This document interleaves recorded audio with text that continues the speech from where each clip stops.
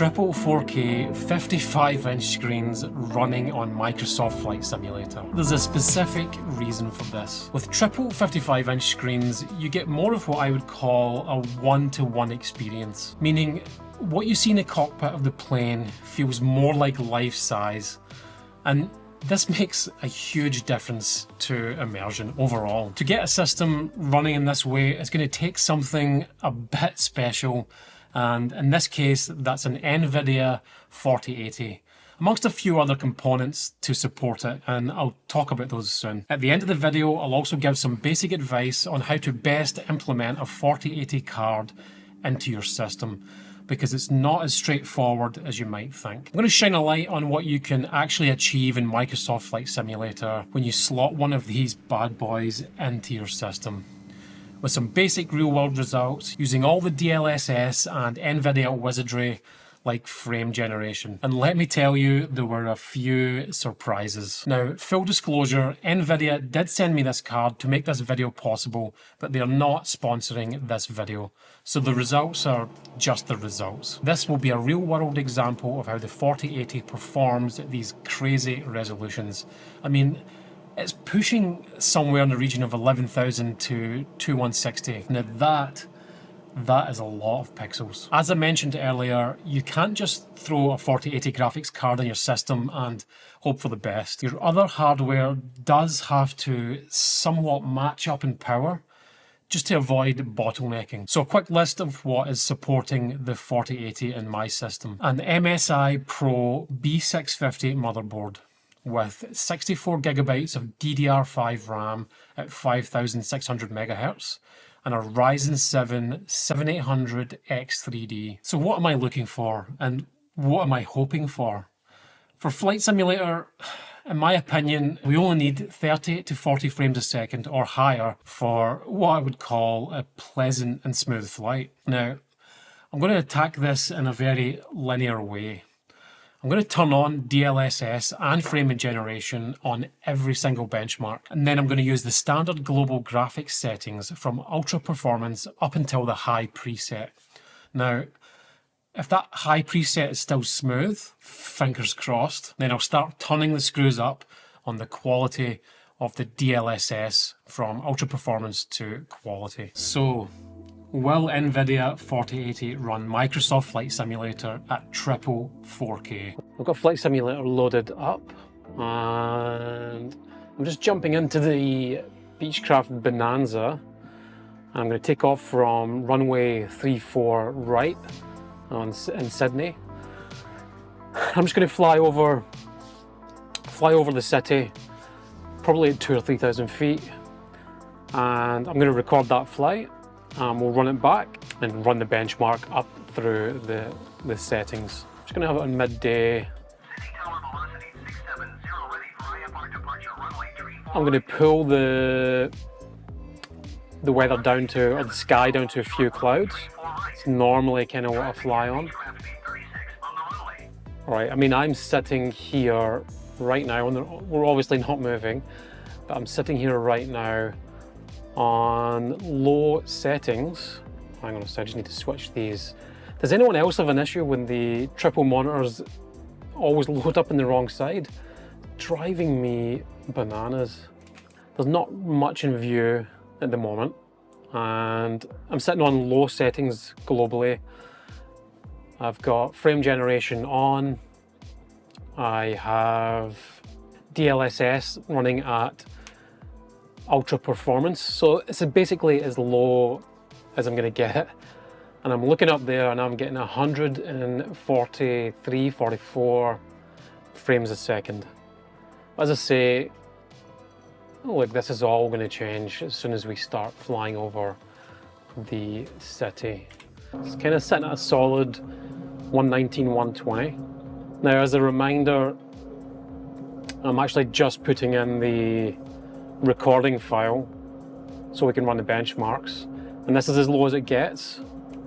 This is low preset on graphics, and we're running DLSS as high or as max performance as it can go, and we have frame generation on if there's ever a way to tell whether you've got a low frame rate or not, it's in the side monitors, and that is butter smooth, absolutely butter smooth.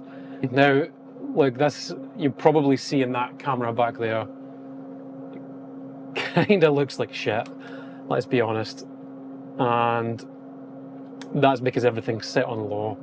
The FPS is absolutely solid.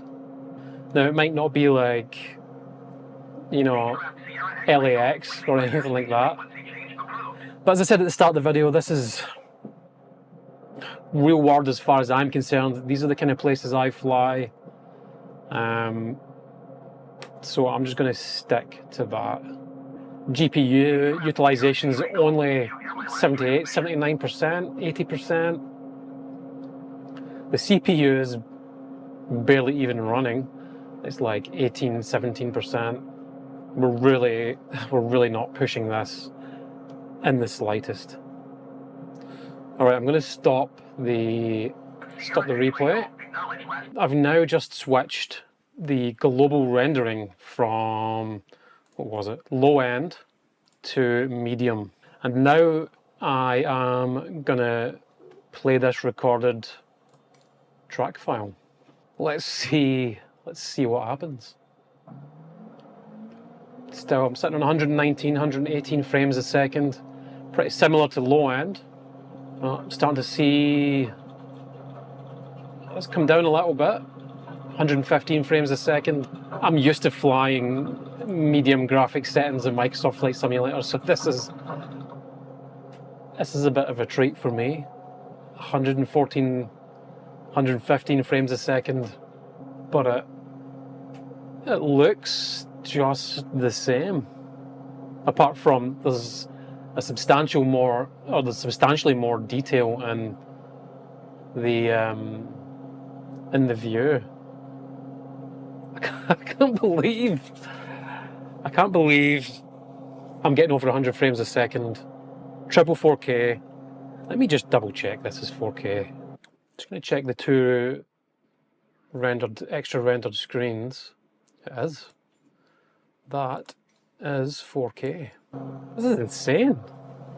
I did not think, absolutely did not think, I would be able to push triple 4K, 110, between 110 and 115 frames a second.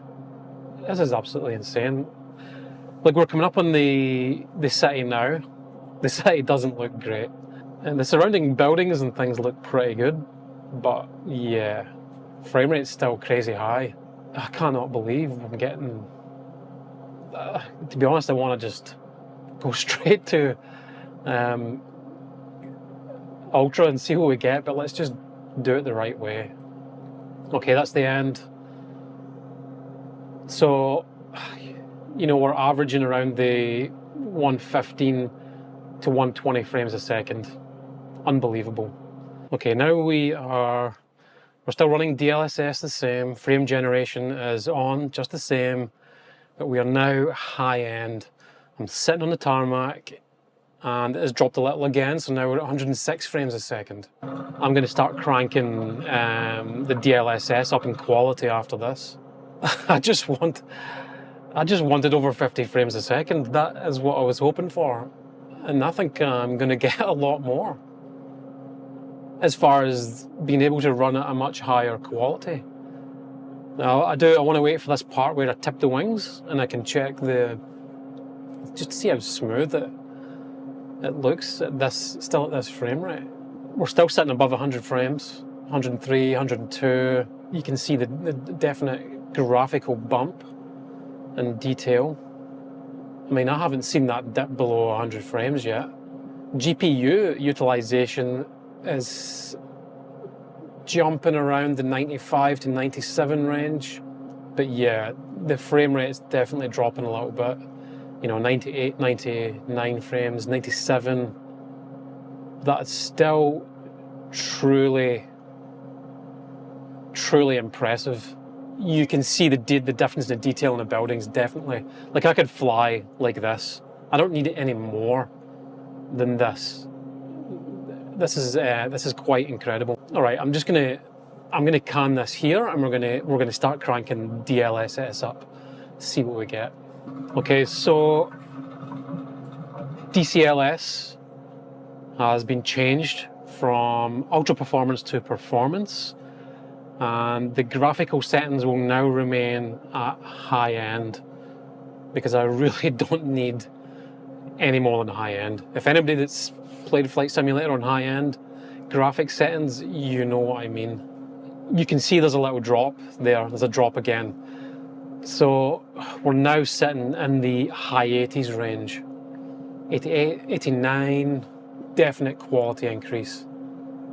Again, everything just seems a little bit sharper. I can start to tell the difference. I can see the wingtip in there. I can start to tell the difference in the smoothness now that we've dropped below that 100 frames a second.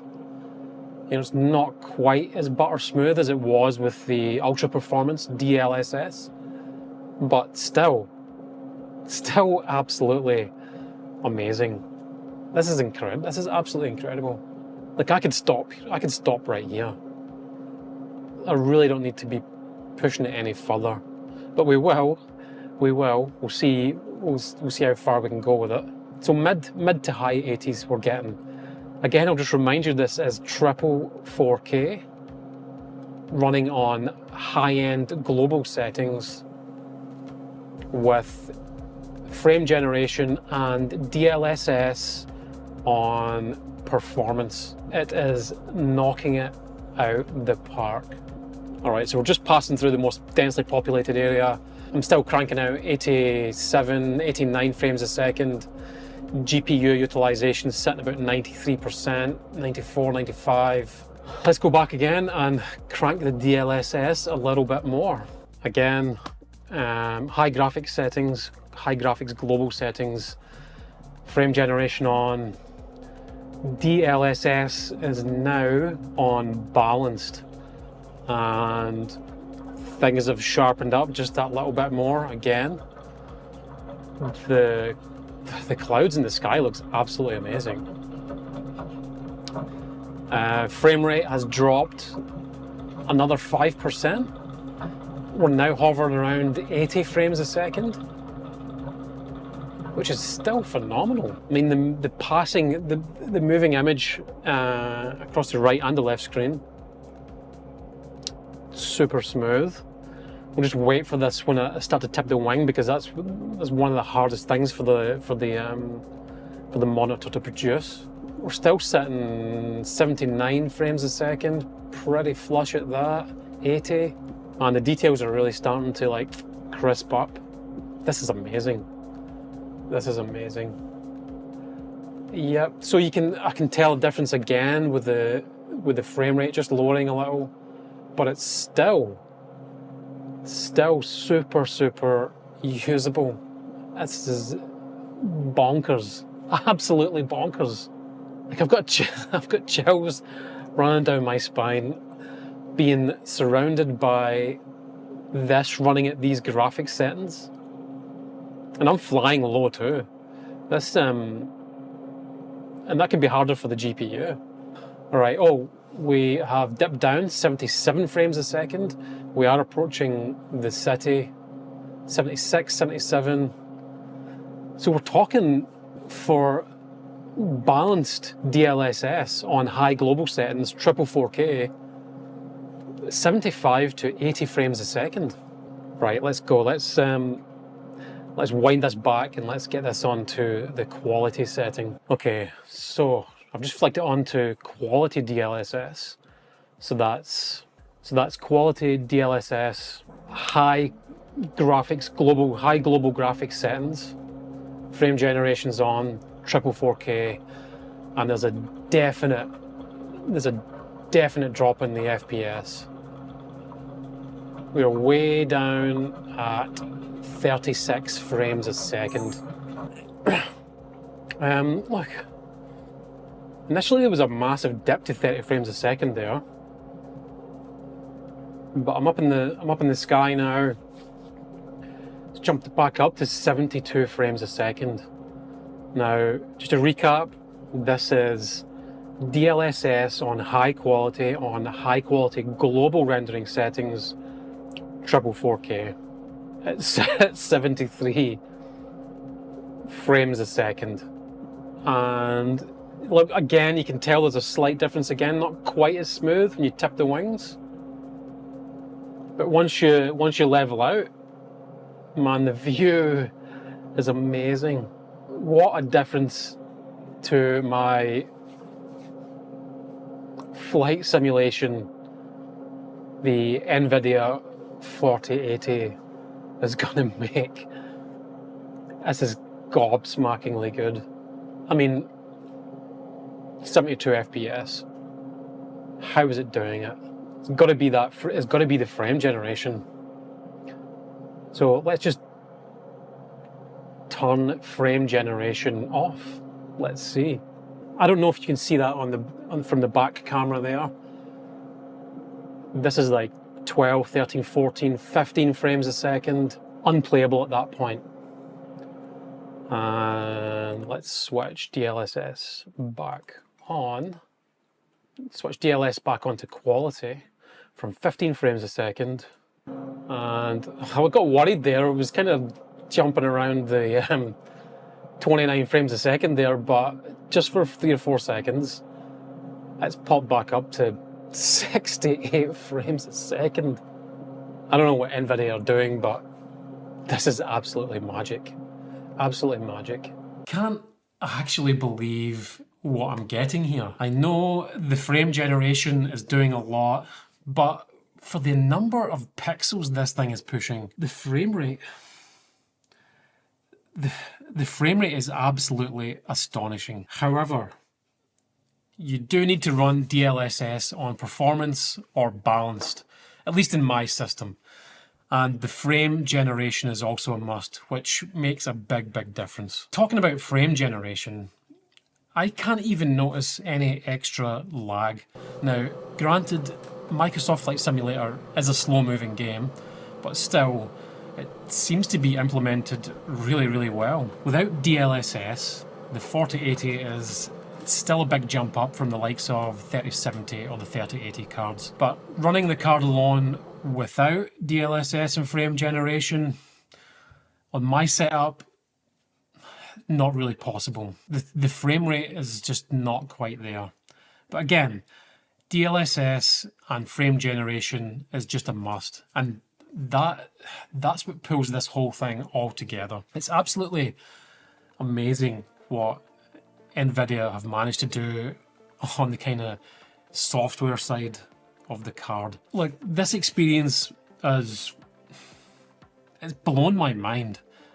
And I honestly thought we were still 3 to 4 years away from this sort of thing being a reality. Maybe with the 4090 cards, definitely, but not with the 4080. I'm so excited about the future of Flight Sim.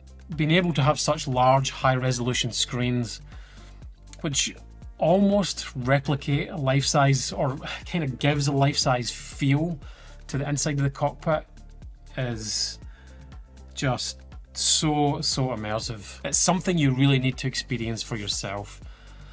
Now, before I had this card installed and tested, I would have been happy with a stable frame rate of 30 to 40 frames a second. I would have been ecstatic with anything over 50. So when I start to see frame rates come through, you know, around that, bumping around the 50 to 70, like I can't believe it. I just can't believe it. Now this I think assured will change depending on, you know, where you're flying, the kind of load that you're putting under with the textures, you know, if you're flying over a dense city and whatnot, or even in mountainous terrain. I think I showed that earlier. And the more interesting thing to me is that I still haven't dived deep into adjusting the settings of the card. And, you know, I reckon I could squeeze an extra 5 to 10% out of this over the next few months as I really start to dial it in and learn more about it. If you're thinking about getting a 4080 for your triple 4K setup, there are a few things you need to keep in mind, and these are really important. Make sure you have a powerful enough processor to support the graphics card and avoid bottlenecking. An example of this might be a 13th gen Core i7 and above,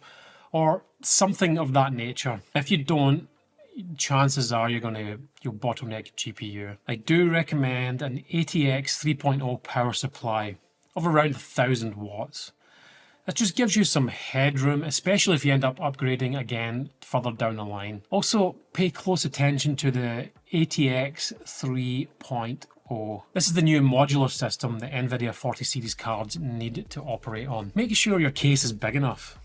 Most mid-ATX cases will be fine. They will have a recommended GPU max length, so make sure you do check that out before buying. Now, all variations of the 4080 GPU will differ. In this video, I'm using the Founders Edition, which can be a little smaller than some third-party versions. Be prepared to really customize your card within the NVIDIA settings and also the graphics settings in Microsoft Flight Simulator. If you're spending this amount on a graphics card, you want to have a basic understanding of how it works and how to get the best out of it.